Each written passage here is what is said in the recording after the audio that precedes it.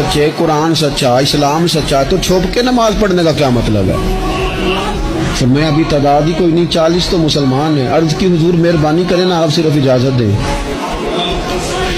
20-20 लोगों की सफ़ें बना दी गई। एक सफ़ के आगे हजरत उमर है, एक सफ़ के आगे हजरत अमीर हमजा है। जनाब उमर कहने लगे क्योंकि आप अल्लाह के रसूल हैं तो लिहाजा नमाज भी आज अल्लाह के घर में पढ़ी जाएगी। तो हजरत उमर बैतुल्लाह शरीफ के बीच खड़े होकर नारा लगाते हैं, फरमाते हैं मैं उमर हूं, तुम मुझे भी जानते हो, मेरे बाप को भी जानते हो, तुम मेरा कबीला भी जानते हो, मैंने पढ़ लिया है महबूब का कलमा। अब जिसने बच्चे यतीम कराने हो और अपनी बीवी बेवा करानी हो वो आए और मुझे रोके।